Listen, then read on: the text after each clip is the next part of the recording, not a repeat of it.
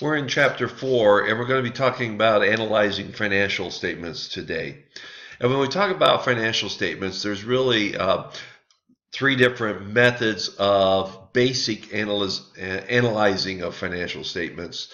There's called the vertical analysis, the horizontal analysis, and the ratio analysis. And I want to just talk you through these so that you can see them, and we'll use the sample P&L that I have on the screen here. Vertical analysis is actually the way of the process of using a single variable on a financial statement as a constant and determining how all the other variables relate as a percentage of that single variable. For example, in the financial statement here, you can see that the line item net sales is the variable that is used. So that is 100%. And then everything is calculated as a percentage of that 100%. And so when you look at net income is for 2012, it is $42,406. As a percent of net sales is 100% of net sales. A horizontal analysis is another way of looking at P&Ls, and that's looking across. So, for example, in this example, year 2013 is 1.73%, or I'm sorry, 4.96% more than 2012. So again, it's just the base that you are using. So for horizontal analysis, you're going to be looking across to see what the percentage increases or decreases are. For vertical analysis, you're going to pick what's going to be, in essence, your denominator, and then everything else will be, the numerator will be all the other line items. These analyses become particularly useful when you're trying to compare. A vertical analysis is really allows you to compare one year to the next, because you can have another vertical analysis here for year 2013, and you can see whether or not your expenses or revenues as a percent of net sales, whether or not they have gone up or gone down. A horizontal analysis really allows you to be able to see if, for example, net sales has increased by 3.65%, but your admin operating expenses have only increased by 1.96%. That shows that you're actually getting leverage off of your sales with respect to how you are running your operating expenses themselves. One of the things when analyzing financial statements that's probably the most useful tools beyond a vertical and a horizontal analysis is what is really referred to as ratios themselves. And I also have a balance sheet here which shows you, again, a vertical analysis using total assets as your denominator, and total liabilities and owner's equity for a vertical analysis. And then a horizontal analysis also allows you to go across in the same way. Ratios are very useful because ratios really allow you to be able to compare particular aspects of the financial statements. And as you will see, there is no such thing as a perfect ratio or one ratio that tells you everything you need to know. Ratios basically allow you to zero in on a couple of different factors. So there's really 5 major categories of ratios. There are other ratios, but let me just talk you through what the major categories are.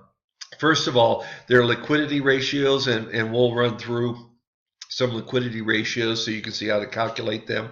And again, all of this is found in the textbook, so if some of this goes over your head or seems to go too quickly, you can go to the textbook for backup on this.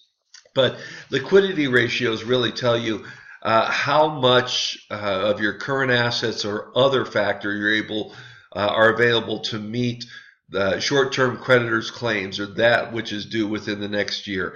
Activity ratios really allow you to see how you are leveraging assets and how efficiently the business is running.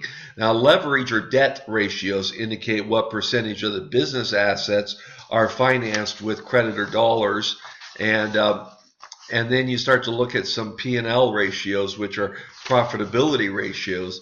And these are ratios that are used to determine how much of an investment will be returned from either earnings on revenues or appreciation of assets itself. And there's something called market ratios, which are used to compare firms within the same industry. And they're primarily used by investors to determine if they should invest capital in the company in exchange for ownership. So let me just walk through a few of these, and I again want to use the financial statements that we have here, and my cursor. You can follow my cursor as I talk through some of these things. The first ratio is the current ratio, and the current ratio is calculated by dividing the total current assets, which is found right here, 84,817, by the current liabilities down here, 73,038. Current assets, as a reminder, are all of those assets which are going to be, in essence, convertible to cash or used up within the next year. Current liabilities are all of those amounts that are owed to be paid within the next year. So what this does is this really compares the what the relationship between the current assets and the current liabilities. And in our case here, we would be looking at 84,817 divided by 73,038, which would get us a number of 1.16. And that is the current ratio. Now, what that current ratio means is for every $1 of liability that we have $1.16 of current assets to cover that liability, which is usually where you want to be. You want to at least be in a positive. But another useful ratio is to look at what is called a quick ratio, or sometimes is referred to as an asset test ratio. And this ratio doesn't count the sales of the inventory or prepaid expenses. It measures the ability of the firm to meet its short-term obligations without liquidating its inventory.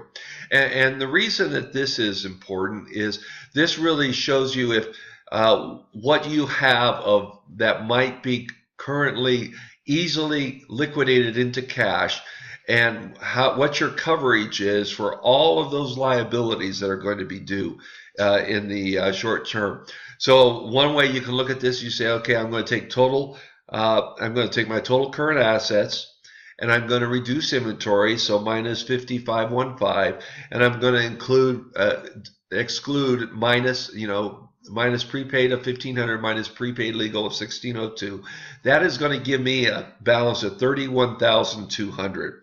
And then I'm going to divide that 31,200 by current liabilities, and I'm going to get a ratio of 0.43. Now, another way you could have looked at it is you could have said, okay, what are the items that are going to be easily convertible to cash? In other words, they're more liquid. That would be cash and notes receivable and accounts receivable, and those items then will add up to the balance that you're looking for.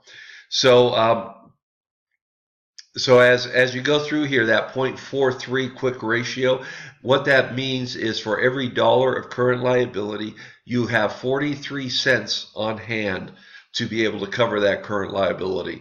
So that tells you right off the bat that, for the most part, you're going to need to liquidate or you're going to need to convert some of your inventory to cash if you want to plan on paying for your current liabilities. Another activity ratio, which is a very useful ratio, especially for companies that carry a significant amount of inventory like retailers, is called the inventory turnover ratio, or simply the inventory turnover. This ratio indicates how efficiently a company is moving its inventory, this one particular line item here. And it really states how many times per year the company, in essence, sells its average inventory. So what you do is you take the cost of goods sold, which is on the P&L, and again, we've got a cost of goods sold here of $120,000, and you're going to take that amount, and you're going to go back to the balance sheet, and you're going to take what your average inventory balance is. So you take your beginning inventory, your ending inventory. Your average inventory balance is going to be about $42,700 or so dollars. And so you're going to take your cost of goods sold of $120,000 divided by your average inventory, of approximately $42,700, and you're going to come up with an average inventory turn ratio of 2.81. Now, what that 2.81 means that basically you sell your entire inventory and turn it over 2.81 times a year to get the average carrying days that you've got inventory. All you need to do is take 365 days divided by 2.81, and you come up with the fact that it's about 100 on average every 130 days you turn your inventory over completely.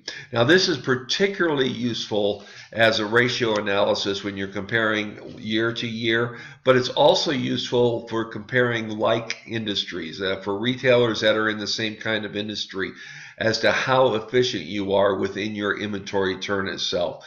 Another useful statistic is what's called accounts receivable turnover ratio. And again, this is very much like inventory. You're looking at how many days it takes for you to collect your average accounts receivable. So again, to get this, you're going to take what your total credit sales are, and we'll just assume that this all of our sales are credit sales. So we're going to take our total credit sales for 2013 of $306,000. We're going to divide that by our average inventory, which is about $16,600, or not inventory, I'm sorry, AR.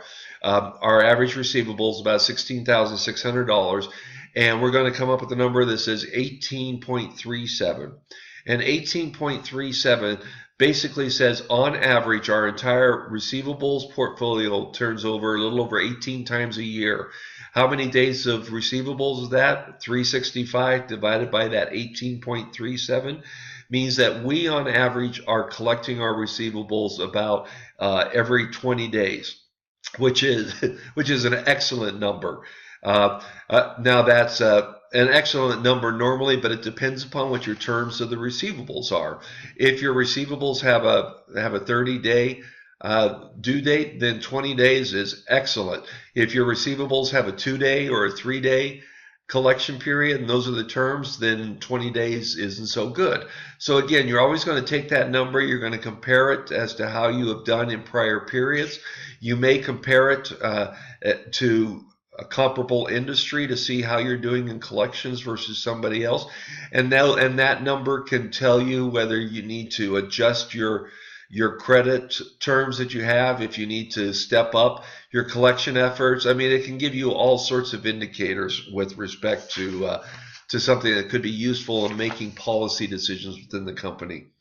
Another ratio which can be useful depending upon the industry is your fixed asset turnover ratio.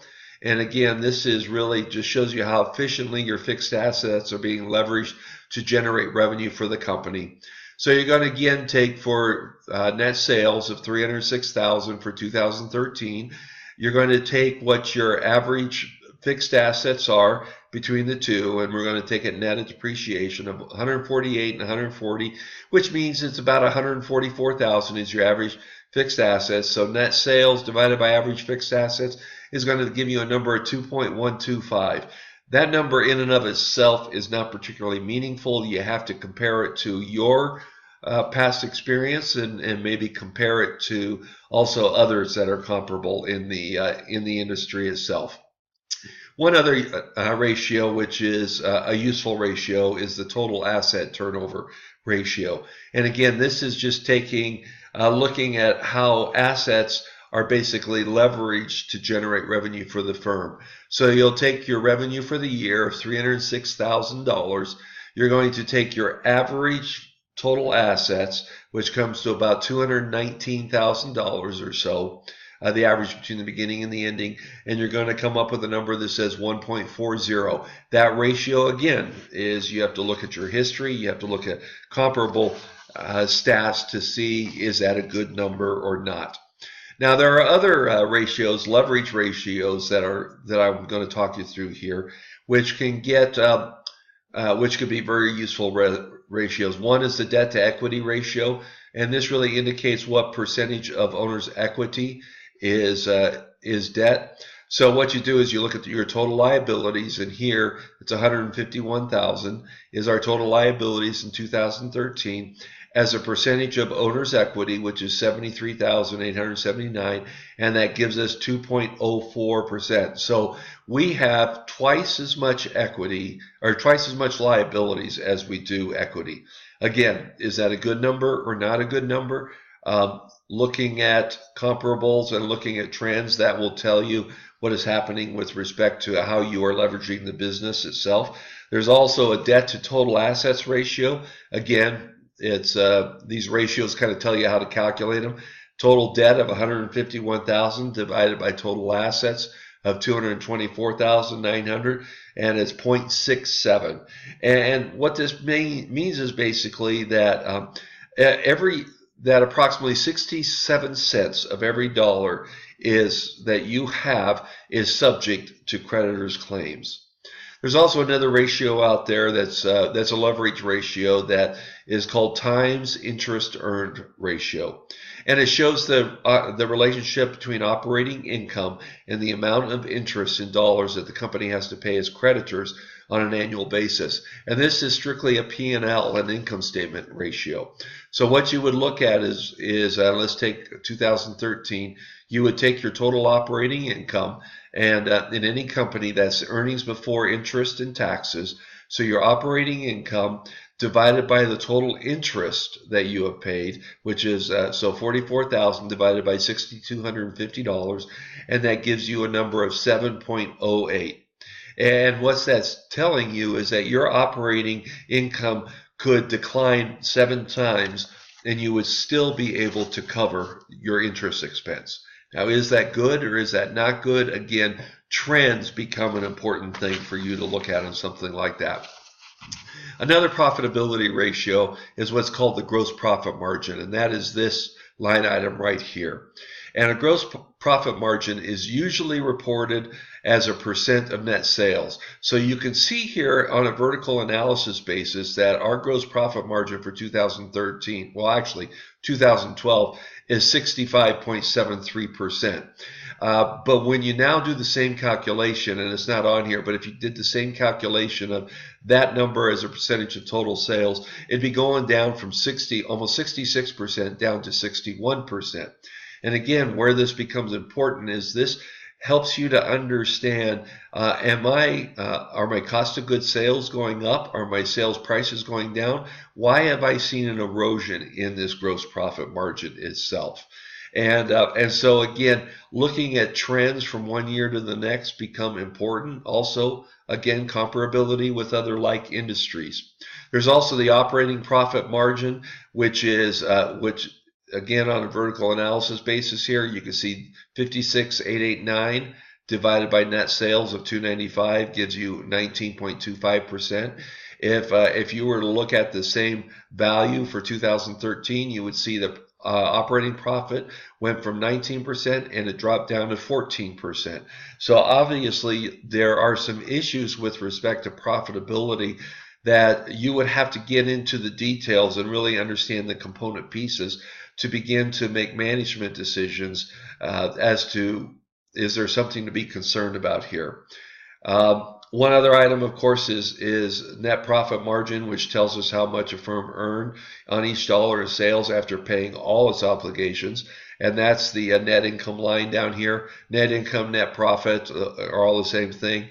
2012, it was 14%. In 2013, it was about 10.5%. So as you could see, our profit margins are going down. And so, again, why? Now, also another ratio that is a useful ratio is what's called operating return on assets ratio. This is also sometimes called operating return on investment. And what it does is it takes this line item called operating income, and it looks at the average total assets to see how those assets are in essence being driving profit margins. So if we took our average total assets, again, is going to be approximately $219,000 here.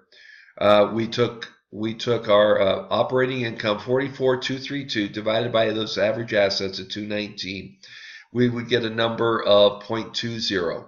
And what this tells us is that for every dollar in assets, we get 20 cents of operating income generated off of those assets. Is that good or not? Again, what are the trends? How do they compare to other competitors? Another profitability ratio is called net return on assets or return on assets. Quite often you'll hear it referred to as ROI, which is return on investments. And this just really is telling us how much a firm earns on each dollar in assets after paying both interest and taxes. So that's going to take this bottom line, 32,285, and it's going to divide it by our total assets, our average total assets that we calculated already of 219,000, and we're going to come up with 0.15 is our ratio. Again, is that good? You already know the answer to that. What are the trends? What are the comparisons? There's also a figure out there that's a profitability ratio that is quite often referred to called the return on equity. And this tells the stockholder or the individual owner of a business what each dollar of their investment is generating in net income. So again, what you're going to be doing is you're going to be taking this bottom line net income number of 32,285, and then we're going to go back to the balance sheet, and we're going to take what our average owner's equity is, which is the average between those 2 years, which is going to be about $77,000, give or take. And we're going to divide our net income divided by that average owner's equity, and we're going to come up with a return on equity ratio of 0.42. And again, is one of the things on this ratio is the most important thing is just to understand the movement up and down and what could drive it. Understand if earnings increase every year, there's that earnings, which is primarily the main item that goes into your owner's equity itself. If you don't have any issuance or any buyback of stock, the numerator and the denominator of your formula are both going to be going up by the same amount, which means your return on equity investment is going to go down because your ratio goes down. If your earnings are going up, again, you're going to have the same dollar addition to the numerator and the denominator, but your ROE is going to be going up. Conversely, if your earnings are going down, that's going to drive your ROE down itself. So quite often CEOs and other top executives are held responsible for this ROE number, and as long as there's no change in anything else underlying in the equity itself, no additional stock issuance or other stock transactions, is just P&L bottom line that's affecting that. As long as ROE is going up, quite often boards smile very favorably on that. One of the things you need to understand, and the textbook talks about this a little bit more, is that ROE is one of those figures that you really need to be cautious about because there are other kinds of transactions that can affect the ROE. Debt can distort an ROE because as debt goes up, your return on equity may go up. If you buy back shares or have other equity transactions or issuance of preferred stock or any of those kinds of things, that can affect your return on equity itself. So let's talk about an area called market ratios. And I'll just kind of move myself here so you can see what we're looking at. One of the most common ones is what's called EPS or earnings per share. And all this is the net profit or net income of the firm less preferred dividends. And again, it's a calculation if a company has preferred dividends, and that will usually be seen in a little more complex equity structures, but simpler companies very rarely have preferred stock. So primarily it's net profit divided by the number of shares of common stock outstanding. And you can see, let me just walk you through an assumption here. Let's assume that you have income of $1.5 million, $1.5 million. Let's assume that there were some preferred dividends, and don't get too hung up on exactly what those might be, but you're going to reduce the net income, and you're going to come up with with and let's say the preferred dividends are $70,000. So you're going to have $1,430,000 is going to be your numerator, and let's just say that the bottom line or the denominator average number of common shares outstanding is 100,000. So you're gonna divide those two numbers, and you're going to come up with 14.30. 14.30. The ratio is actually called the earnings per share. That's how much you made as a company per share of common stock outstanding. And so is that a good number or not a good number? Again, trends, comparisons themselves. There's also something called a price earnings ratio, which takes this earnings per share and does another analytical step to that. And so what the price earning ratio does is it takes what your market price is, and again, we're assuming here that there is a public market for this. Is taking whatever that market price is and is seeing what the ratio is to your earnings per share. So let's just say, for example, just for ease of our discussion, that the market price of the stock in our example we're talking about is $143 a share. We just calculated the earnings per share was $14.30 per share, which means our price earnings or PE ratio is 10.0, 10 times. That means that our stock is selling at 10 times what our current earnings per share is.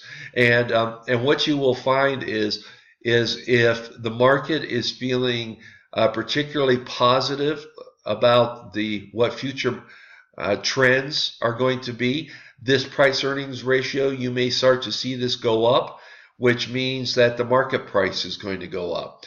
If there's some negative indicators or there's some concerns, lack of confidence in what's going to happen in earnings per share in the future, prices may come down and price earnings ratios may come down. Now, one of the things when you're out there looking at price earnings ratios to try to say how realistic does this seem to be with respect to what is potential in the market, there is something called a PEG ratio, price earnings to growth ratio. And what this does is it takes this price earnings ratio that we just calculated to the expected earnings per share growth rate over the next several years. So let's go back to the ratio we just looked at. And we just calculated this ratio at 10.0, or 10 times is the PE ratio. So what you're going to do is take that price earnings ratio of 10 times, and that becomes your denominator. And if you are expecting your annual growth rate to be of earnings per share of 10% per year, you do the calculation and your ratio is going to be 1.0. 1.0 means that the price earnings ratio exactly matches what's expected to happen in the future. So that's basically a good number with respect to the price earnings ratio out there. Now, if the expected growth rate we're going to drop down to 7%, your recalculated PEG ratio would be 10 is your price earnings ratio is 10 divided by expected annual growth rate of 7, and that's going to give you a ratio of 1.42.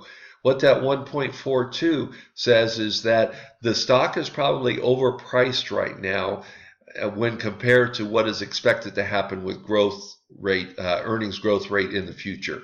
Conversely, if you were expecting your growth rate to be, let's say 13%, and you were to do the recalculation, your ratio would be 0.76%, which tells you that the stock is probably undervalued with respect to what is the expected or anticipated growth rate into the future itself. One last, well, actually there's two last, but they're related to each other. There's something called operating cash flow ratio per share. And this is a little more fine-tuned from an earnings per share ratio, because this compares the operating cash flow on the statement of cash flows to the number of shares of common stock outstanding. And let's just make an assumption that our operating cash flow was 100, because this is what the textbook uses, $149,000. And again, the average shares outstanding, if you were to say there's 3.5 million shares outstanding, you're going to get a calculation here of basically 4.3 cents on the dollar. And what this number means is this can often be a better indicator of financial health than even some of your other figures like earnings per share and some of the other ones, because cash is much harder to manipulate. Well, I'll use that term, than net income under general accepted accounting principles. And when I say manipulate, I'm not talking about illegal activities, which obviously that would incorporate illegal activities. But a lot of times there's estimates and decisions that you can make that are consistent with GAAP that can either increase or decrease individual line items on the P&L, which obviously has an effect on your earnings per share. But what this does is this kind of strips away some of that and really looks at a value that says for each share of common stock out there, how much cash is being generated for each share of common stock. And so in our example here, there's 4 cents per share is being generated. Now there's also one other which kind of takes that same formula and takes it one step further, called free cash flow per share. And this gives businesses the opportunity to set aside monies from operating activities and use them to generate growth. And what this does is this takes the free cash flow, which we've looked at previously, which is your cash flow from operations, but it takes out capital expenditures. So let's just use our example that we're walking through here that's in the textbook. Our free cash flows just $149,000, which is just what the textbook has given us. And the textbook has told us that there are capital expenditures of $1,007,000. And what that tells us is that gives us a negative $858,000 of free cash flow that we actually had during the year. We divide that by the average common shares outstanding of the 3.5 million shares, and what you wind up with is a minus 24.5 cents per share.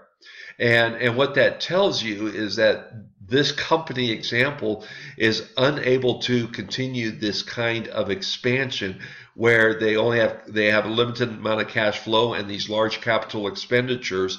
They're unable to continue that kind of expansion without bringing in additional sources of capital, whether it's through debt or it's through equity infusions.